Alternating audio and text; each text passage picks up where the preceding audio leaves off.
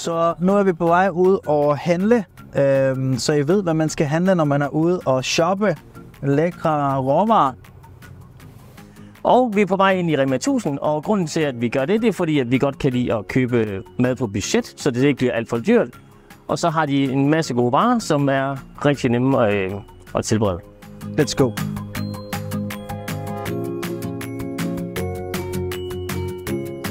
Så er vi kommet i Rema, og månedens første måltid, det er muslingesuppe, og så skal vi bagefter have sild i tangpesto. Det bliver super godt, og jeg skal lige vise jer, hvordan. Mener du det helt seriøst? Det er noget af det sundeste, du kan få. Fisk er super godt. Boy. Ej, det er gas. Det er gas. Nu skal I se, hvordan man laver rigtig lækker mad. Så det første, vi tager, det er kylling. Super godt. 40 kroner. Der er en kilopris på 51,5. Det er billigt. Den vil vi gerne have med. Så har vi fundet noget oksekød her, og vi vælger faktisk at få noget madspil, fordi man tit og ofte spiser det samme dag. Det her det er allerede formet i forvejen, så det er super nemt at tage med hjem og stege. Her har vi taget Burger Boost, nemt, som vi kan lave burger, og det her det er faktisk bare hakkebøffer, også billigt igen, så afsted med dem. Udover det, så har man altså også mulighed for at vælge sådan en type fars 4-7%, så man kan bruge, hvis man laver en tortilla eller man laver en hjemmelavet pizza, så det her også en rigtig god alternativ. Og hvis det er, at man gerne vil have det lækkert i weekenden, så kan jeg foreslå noget magert kalvekød her, som man kan lave, tager lidt længere tid at lave selvfølgelig, og ellers så kan man få nogle lækre højrevsbøffer. Der er ikke særlig meget fedt i dem her, men der er masser af protein og masser af næring, så det er super godt. Lasse, må jeg få sådan en? Nej, ikke igen. Og har man rigtig travlt og virkelig skal have en masse protein, så er tun rigtig godt, men køb selvfølgelig tun i vand, så der ikke er en masse kalorier mere i olie. Det her, det kan vi virkelig godt bruge. Så når man er på 21 challenge, så er sådan noget som for eksempel Nutella, som man godt kan lide, det skal man også måske lige holde sig væk fra, fordi det er alt for mange kalorier, alt for meget fedt, og det er ikke en del af ens plan, når man skal stramme op eller tabe sig. Men selvfølgelig skal man altid have plads til en gang imellem med sådan Nutella. Men efter 21 challenge i hvert fald. Så go! Er man til frostvarer og har tid til at få dem tøet op, så vil jeg anbefale kylling. Kebab smager fantastisk. Kyllingestrimler, også nemt, rigtig godt til sandwich. Og så ellers kyllingefiléer. Super godt og billigt. Og er man mere til fisk, så er det sådan en laksefilet her, som har rigtig gode fedtstoffer, men masser af protein.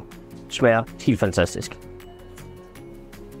Når man snakker pålæg, så er der rigtig mange i Danmark, som spiser sådan noget som spegepølse og røde medister og salami. Og når man kigger på indholdsfortegnelsen på sådan nogle fødevarer, så kan man se, at sådan en pakke spegepølse indeholder 29 gram fedt per 100 gram. Sådan en medisterpølse indeholder 19 gram, og sådan en salami indeholder 45 gram fedt. Så derfor det anbefaler altid, at man går efter mere pålæg til sin rugbrød, for eksempel til frokost. Sådan noget som kyllinge, brystpålæg, der er der 2 gram fedt i. Og tager man sådan en roast beef, så er der 4,6 gram fedt i. Så mere pålæg, godt med protein, og smid det her væk. Selvfølgelig er der lov til at spise det en gang imellem, men ikke når du skal shape op og blive hakket. Er man til pizza, og synes man måske, at børnene skal have lidt lækkert i weekenden, så vil jeg anbefale, at man laver den her. Super nem at folde ud, og så skal der bare en masse fyld på. Det her det er selvfølgelig fuldkornsversionen, ikke den almindelige. Har man brug for glutenfri, så ligger den lige ved siden af. Mega nem, men et rigtig godt bud på en rigtig lækker aftenret. Og så er der selvfølgelig tortilla, og det kan man bruge til både at lave en tortillafyldt pandekage, men man kan også lave det til, hvis man gerne vil lave en sund pizza til om aftenen. Og der tager vi selvfølgelig fuldkorns, der er 299 kalorier per 100 gram, så cirka 210-220 kalorier per styk. Og det er fantastisk, nemt, simpelt, og man skal altid have det derhjemme. Og vi skal selvfølgelig også have noget ost til vores pizza, og der vil jeg anbefale, at man bruger noget cheesy mozzarella for eksempel, fordi der er mindre kalorier, der er 248 kalorier per 100 gram. Og så er der 27 og 28 gram protein i. Man kan også bruge den her, den er lidt billigere. Husk på, at det her det er stadig rigtig ost, det vil sige, at det ikke er osterstatning, som pizzatopping normalt er. Har man sådan en mild skiveost derhjemme i køkkenet, så er den lige så god. Det er super fint. Ude på pizzaen smager fantastisk. Hvis man er til kartofler, så vil jeg anbefale at købe sådan et lille kilo her. Vi skal ikke bruge for mange kartofler, men kartofler mætter rigtig meget. Og så har de også 5 gram protein per 100 gram, så det er ikke en dårlig idé. Og det kan være nogle super lækre sides til for eksempel en burger, eller hvad det er, man nu laver. Den er god. Skal man lave burger, som er jo super nemt, så er der jo lavet de her fuldkorns burgerboller, men i stedet for at bruge dem, så vil jeg faktisk hellere bruge de her rugbrødsburgerboller, som har færre kalorier, mere protein og mindre fedt, og smager i hvert fald lige så godt, fordi det man gerne vil have, det er jo det der er inde i burgeren. Så den her i stedet for den her. Og er man til rugbrød og tænker, hvad skal jeg vælge, så er der forskellige slags, så det er sådan set næsten lidt ligegyldigt, hvad man vælger. Men jeg kan bedst lide den her økologiske solsikker rugbrød. Smager fantastisk, er lækker, også hvis man rister det. Men igen, det er frit valg. Jeg mister den her. Så står vi i selvfølgelig grøntsagsafdelingen, og som jer, der har været med før, så ved I godt, at 50% af en tallerken, det skal være frugt og grønt, specielt grøntsager. Og der er jo igen, det er frit valg, man styrer selv, hvad man vælger. Man kan vælge spinat, og der er selvfølgelig noget forskellige slags her oppe i toppen. Men igen, sørg for at vælge det, du godt kan lide. Om det er gulerødder, om det er en anden slags grøntsager, der er også herover, som man kan bruge. Der er frit valg. Så længe 50% af din tallerken er grønt, så er du godt dækket ind. Og du får resten fra shakes, så det er derfor. I den her afdeling, der har vi også en masse lækre grøntsager. Der er sådan noget som forsløg, der er forskellige typer champignoner, der er også noget aubergine. Man kan også vælge sådan nogle super lækre grønne asparges, som man hurtigt kan lave på en pande. Der er noget selvfølgelig meget økologisk. Der står der også meget her, meget økologisk pebersnacks og tomater. Og igen, man skal bare vælge det, man godt kan lide. Sørg for at putte det på din tallerken til frokost. Eventuelt selvfølgelig også din aftensmad, sådan så du også er godt dækket ind og godt mæt og godt tilpas. Når vi snakker grøntsager, så kan man også bruge de her frosne grøntsager. Det er super nemt. Der kan man få rigtig mange forskellige her i Rema. Der har vi alle de her forskellige farver, og der er jo chili con carne, som man kan lave. Men er man til batch, så vil jeg foreslå fajita-blandingen. Det her kan også bruges til at komme på ens pizza, hvis det er det, man har lyst til, så man ikke skal stå og købe en hel masse forskellige. Og det er super godt tilbehør, hvis man skal have noget kylling eller noget andet kød, så skal det bare være ved siden af. Så det vil jeg anbefale alle at gøre, og det koster heller ikke særlig meget. Shakes. Det vigtigste. Shake til alle. Men Lasse, når du laver dine shakes, hvad kan du finde på de her lækre shakes? Det er et helt fantastisk spørgsmål, som jeg rigtig gerne vil svare på, fordi der er faktisk næsten alt. Jeg elsker vaniljeshake med jordbær. Frosne jordbær smager fantastisk. Eller en af de helt store favoritter, blåbær. Virkelig godt. Men Rema har masser af de her små poser, hvor man kan få alle mulige forskellige lækre ting, så det smager aldrig af det samme. Der er mango her for eksempel, det er virkelig lækker, og det giver en lækker konsistens og en virkelig god og lækker kold shake med masser af næring. Ønsker du at lave sådan en shake-bowl, så den her faktisk rigtig god. Lasse lige har haft med forskellige slags vilde bær. Det laver man og blander sådan tykke shakes i, ned i en skål og tilføjer nogle lækkerier ovenpå, og så nød den her shake som aldrig nogensinde før. Og når man så skal tilsætte noget smag til sit måltid, så kan det jo være forskellige ting. Jeg plejer selv at bruge den her, for eksempel en sursødsauce. Der er godt nok meget sukker i, og så derfor også mange kalorier, men man skal forstå, at det er jo ikke en hel masse, man skal bruge til. Man skal bruge det, så det er sådan lige tilpas, og så rammer man typisk, hvis man ikke er for voldsom, så rammer man omkring 50 kalorier for det her. Vi skal også tænke på, at det her kan være en fedtkilde, så hvis man for eksempel bruger en mayonnaise, så får man noget fedt fra æg, som det var lavet af, og olie. Og så, altså, der er jo ikke nogen, der har lyst til at spise en mega tør salat, uden at man lige kommer lidt creme fraiche dressing. Det er helt okay. Man skal smage super lækker. Så brug det, men sparsomt selvfølgelig, og så tilsæt de ting, som I gerne vil have. En anden rigtig god fedtkilde, det er sådan noget som avocado. Det er en, har masser af gode antioxidanter, masser af gode næringsstoffer. Men selvfølgelig, når man skal have det til sit måltid, så er det jo ikke en hel inventar. Man tager måske en kvart og deler det lidt ud på sådan en tallerken eller i sin salat. Så derfor er det en god fedtkilde, som man kan bruge i sin daglige kost. Og vi skal selvfølgelig også huske at have noget kulhydrat, så vi kan få noget energi. Vælg fuldkornsversionen for at få flere fiber og mindre kalorier. Super godt. Alternativt masser af ris. Hvilken type er det, bestemmer du selv, den du bedst kan lide. Og er man ikke så vild med gluten, så kan man bruge risnudler. Super lækkert også. Vælg den, du har lyst til, men selvfølgelig i den rigtige mængde. Så er vi taget til mejeriet, og når I skal bruge mælk, så vil jeg altid anbefale skummetmælk. Der er masser af protein i det og meget få kalorier. Skal I bruge dressinger eller anden dyppelse, så kan man bruge græsyoghurt. Masser af protein, få kalorier. Den lidt billigere version, som smager faktisk næsten af det samme, dansk skyr, neutral skyr, kan blandes med alle mulige krydderier, så du virkelig får en lækker dressing eller en dip. Og så giver det rigtig meget protein. En anden rigtig god proteinkilde, det er hytteost fra Cheesy her. 1,5%, husk at vælge den med 1,5% lavest fedt. Der er masser af gode proteiner i, men det kan man bruge til nærmest alle sine retter. Specielt når man spiser rugbrød med noget pålæg og så sådan en hytteplast hytteost ovenpå. Det er altid lækkert. Og så er der selvfølgelig også de der laktosefri, som man kan vælge. De har dog 4% fedt, men hey, no problem. Og så det sidste vil jeg bare sige, at sørg for at bruge de produkter, som har lavest fedtindhold på højst protein. Og hvis man har brug for lidt mere smag end alle de her dressinger, vi nævnte før, så vil jeg anbefale, at man for eksempel putter noget chili, super dejligt stærkt, 25 kalorier per 100 gram. Så er der lidt salsa, og så er der så også noget pizzasauce, som man kan bruge på sin pizza. Der er meget få kalorier i det her, man bruger ikke så meget af det, så feel free til at give den gas med det her, så det bliver rigtig lækkert.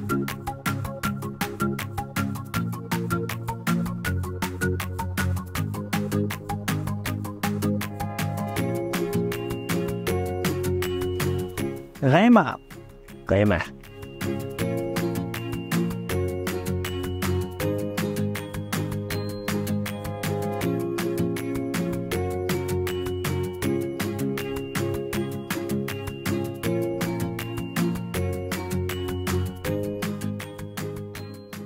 Lasse, vi var ude og shoppe i Rema 1000. Det kan være, du gerne vil gennemgå, hvad vi har købt. Selvfølgelig, det vil jeg meget gerne. Vi har købt nogle lækre grøntsager, nogle friske, nogle frosne, og vi har købt nogle fuldskål tortilla, super lækker, en masse protein, noget fedt og noget smag.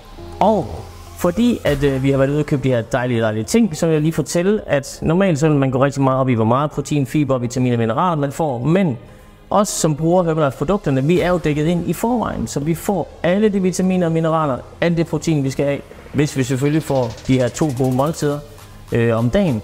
Så vi behøver ikke at tænke og gå og nørde og veje vores mad og alt muligt andet, fordi vi er trygge i, at vi får næring nok. Men til at starte med, så vil vi lave 2 retter, og vi vil lave en lækker wrap til frokost, som man kan tage med sin madpakke.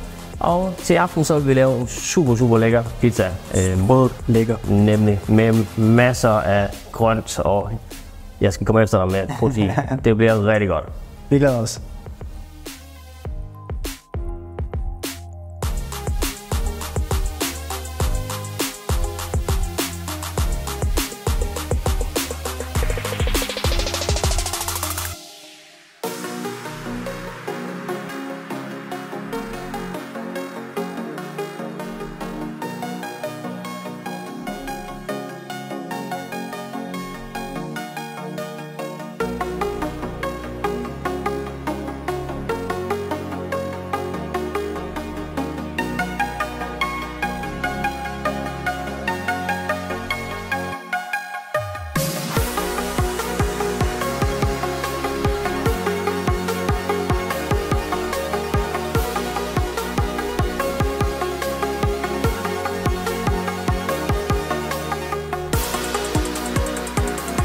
Og så er vores wrap ved at være klar. Der er 2 forskellige muligheder, der er mange forskellige muligheder, men den vi har her, der er noget kebabdressing, og så er der noget chili mayo.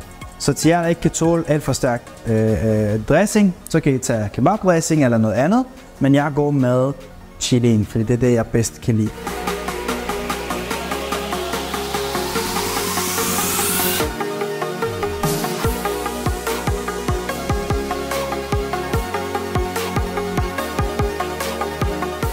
Godt. Nu vil jeg gerne vise jer, hvordan man laver en super lækker pizza. Fordi pizza, det kan man jo lave på rigtig mange forskellige måder, og man bestemmer helt selv, hvad man kommer på. Det, der er vigtigt, det er, at man kommer protein nok på, og man synes, at den smager fantastisk. Så, til at starte med, så vil jeg anbefale, at man kommer noget pizzasauce på. Der er ikke så mange kalorier i. Det smager rigtig godt. Det kan jeg godt lide. Så, godt med det. Og skal vi selvfølgelig have noget ost. Og der kan man jo vælge den fedtfattige. Når vi snakker fedtfattig ost, så snakker vi også, at der er rigtig meget protein i det her. Der er faktisk 28 gram protein per 100 gram. Så det er ikke en dårlig ting med ægte ost. Sådan der. Hops. Så skal vi noget protein på, og der kan man vælge at tage en skinkepizza eller en kyllingepizza. Og det her, det er forstegt kylling i forvejen, så det er nemt bare at hælde på. Jeg vælger en skinkepizza. Og det her skinke, det koster nærmest ikke noget. Der er 19 gram protein per 100 gram. Der er faktisk det samme i, som der er i kyllingen. Det er super nemt. Og nu kommer jeg til at pege på den der. Det var kyllingepålægget, jeg mener, men det er lige meget. Så vi fordeler vores protein rigtig fint. Og ja, der skal en hel pakke pålæg på en pizza. Vi vil nødig gå hen og miste muskelmasse. Sådan der. Super lækkert. Så kan man fortsætte med sine toppings. Der kunne man bruge lidt champignon. Tak. For eksempel. Man kan bruge lidt lækre chili.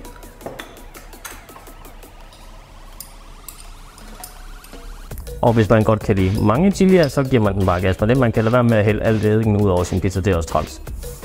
Så. Og så kan man vælge at komme friske grøntsager, som vil være lidt peber, kunne man komme på eventuelt. Jeg vil vælge at komme de her frosne grøntsager på, når jeg har lavet dem i ovnen ved siden af. Så det vil sige, at jeg kommer ikke mine grøntsager på med det samme. Jeg kommer dem på bagefter.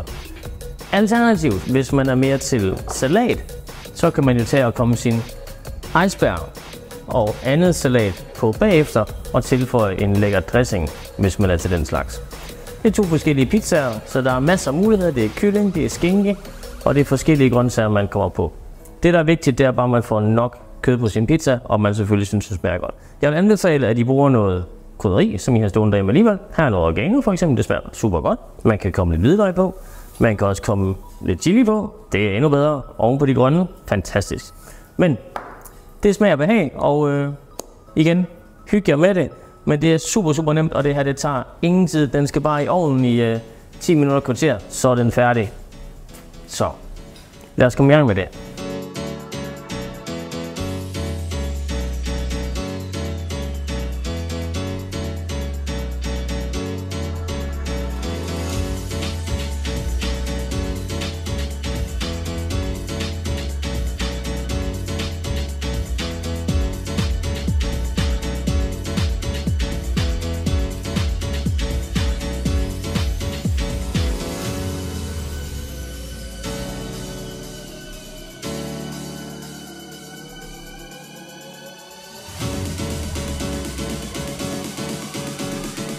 Så nu er maden i ovnen og ved at blive gjort klar til spise senere, men vi vil rigtig gerne gennemgå faktisk vores madplan, hvordan den kan se ud for dig, der godt kunne tænke sig for massive resultater. Nummer 1, og det aller vigtigste, det er jo din morgenmad. Så hvis du er ny på linjen eller i gruppen som ny kunde og ny forbruger, så er det rigtig vigtigt, at du forstår, det er, at Herbalifes produkter er bare de bedste på markedet. Nummer 1, det er det, vi starter med, det er selvfølgelig vores aloe og vores te. Og det har vi allerede forberedt et glas her. Man kan, lidt større glas vil være super fint. 3 hættefugle i et stort glas vand og en halv teske te. Man kan også lave det som en kop varm te med aloe. Og så har jeg lavet en mega lækker smoothie her. Det er faktisk lavet på vand. På vores PDM, Protein Drink Mix, for at få ekstra proteiner. Og så selvfølgelig vores Herbalife Shake Mix. Det er med jordbærsmagen, hvilket jeg godt kan lide. Her er der lidt isterninger også, og frosne jordbær. Så nyder man de 2 glas om morgenen, får de rigtige næringsstoffer ind, mætter tilpas, god stabilitet i maven. Du har det, du skal bruge, og så ellers så er dagen i gang, og så er man klar til at få massive resultater. Og lad os se, når man har spist sit morgenmad, og man er mættet tilpas, så et par timer senere skal man jo spise igen. Og det skal man. Og det er jo super vigtigt, at man ikke render rundt og er sulten hele tiden, og man har god energi i løbet af dagen. Det, der er super smart med Herbalifes produkter, er jo, at de har alle vitaminer og mineraler, og de giver rigtig meget protein og fiber. Så de har jo opfundet de her super smarte måltidsvarer, og en lækker proteinbar og nogle mindre proteinbar her, for at man kan have det i de rigtige mængder. Jeg personligt spiser altså en måltidsbar og en proteinbar her om formiddagen. Det giver mig 21 gram protein og 8 gram fiber. Er man ikke så sulten igen, kan man selvfølgelig nøjes med mindre, men det der er vigtigt, det er, at man får noget protein. Jeg vil altid anbefale, at man får cirka omkring 20 gram protein deromkring. Så derfor så er det her også et rigtig godt alternativ. Det er også rigtig god om aftenen som aftensnack. Der kan man også sagtens spise. Det her afhængig af, om man er mand eller kvinde, eller om man træner, eller om man har en aktiv hverdag måske. Så i de her måltidsbarn, der er også alle vitaminer og mineraler, som kroppen skal bruge til at omsætte de her næringsstoffer. Og det er super smart, og det smager jo af super lækker chokolade. Der er chokolade peanut, der er citronbar, og der er vanilje mandel. Og så er der faktisk 2 versioner af den her lækre store bar, hvor der også er en cookie dough version. Min yndlings er helt klart dark chocolate, fordi det er en rigtig lækker smag. Virkelig lækker. Ja. Og det er det, der er vigtigt. Og udover det, selvfølgelig når vi snakker vores mad, så har jeg lige taget en lille tallerken, fordi vi har været ude at handle, og hvor vi forklarer lidt om, hvad for nogle ting man skal købe. Det, der er vigtigt, det er jo selvfølgelig, at man husker, at man skal have lidt grøntsager på sin tallerken. Det må gerne være halvdelen af det, men det, der er allervigtigst, det er, at man får sit protein. Man får nok mængde kød, og der vil jeg anbefale, at hvis man er kvinde, så skal man have 130-150 gram kød cirka. Det behøver ikke at vejes af og så videre. Det skal være en kyllingefilet, en bøf eller et eller andet. Bare det er solidt fast kød, helst ikke med en hel masse fedt. Så derfor bruger vi kylling og de her andre ting. Så kan man tilføje en kulhydratkilde, hvor det er for eksempel lidt ris eller lidt pasta. Men det skal ikke være den store portion af det. Det skal bare være, så der er noget kulhydrat, så man får noget energi, man får noget fiber. Og bruge fuldkornsversionen, som vi snakkede om, da vi var ude at handle. Det er faktisk det, vi gør. 2 gode måltider om dagen. Og så har vi faktisk dækket alt det her næring, som kroppen skal have. Det får vi faktisk fra produkterne. Super smart. Ingen kalorietælling, ingen vejende mad, ingen madstress. Man kan bare slappe af i det, og man får det fantastisk. Super dejligt. Og det er fuldstændig rigtigt. Og vi har jo lavet nogle eksempler, og det er jo for eksempel sådan en tortilla wrap, som er nem og simpel, og alle burde have tortilla derhjemme hele tiden konstant, fordi det er en nem måde at lige få hurtigt sammensat med som næring, og hvor man også med. Og så til aftensmad, så har vi lavet nogle forskellige slags. De er ikke lige helt klar endnu. Det er velforberedt tortilla med noget pizzasauce, noget kylling, oregano, champignon og så lidt fedtfattig ost. Nemt, simpelt. Det er den ene måde, man kan lave det på. Det her, det er en anden måde, man kan lave det på. Det er som en pålæg og noget peberfrugt og noget jalapenos og oregano. Fuldstændig fantastisk. Og for at få lidt ekstra grøntsager, så har vi købt en forsen, som er ved at tø op. Og det kan vi tage til sidst, når pizzaen er lavet, wrappen er lavet, så kan man tilføje det ved siden af, eller putte det oven på en pizza. Så masser af grønt, og et bord, det mætter, det smager fantastisk, og man får sådan nogle vilde resultater, så det behøver ikke være kedeligt. Overhovedet ikke. Det kan smage rigtig, rigtig godt. Og vi kan både lave burger, vi kan lave sandwiches, vi kan lave pizza, altså det behøver ikke at tage lang tid at lave mad. Det egentlig skal tage, det er den tid, som det tager at stege en kyllingefilet og snitte nogle grøntsager samtidig. Det kan være at sætte pizzaen i ovnen de der kvarter, altså det behøver slet ikke at være besværligt, så længe man husker at bruge de rigtige mængder. Og 21 Days Challenge, det går jo ud på at ændre dine vaner. Og det er ikke sådan, at når du har deltaget på 21 Days Challenge, så er der så massive resultater. Man bliver nødt til at deltage måned for måned for at lære at ændre sine vaner. Når vanerne er ændret, så er det nemt at sammensætte de her ting, når man har den her erfaring, specielt når man har de mest fantastiske produkter til rådighed. Så det her, det var som simpel madplan, som vi har lavet i dag. Hvad handler det hele har kostet 250 kroner, altså råvarer, som vi har brugt, så cirka 42 kroner per pizza med alle de her grøntsager til. Og der er det mange pizzaer, fordi der er selvfølgelig købt en masse dressing, som ikke er blevet brugt det hele af. Så på den måde, så kan man ikke helt regne med. Det vil i hvert fald altid være billigere end på den måde, ikke? Præcis. Så det er midt på budget, kan man sige. Og det er det, det handler om. Det handler om at være midt, og det handler om at få noget næring. Så får man de gode. Godt, præcis. Så tusind tak for den her gang. Vi glæder os til at give en gas sammen med jer på vores 21 Days Challenge. Husk Savage Mode. Vi ses.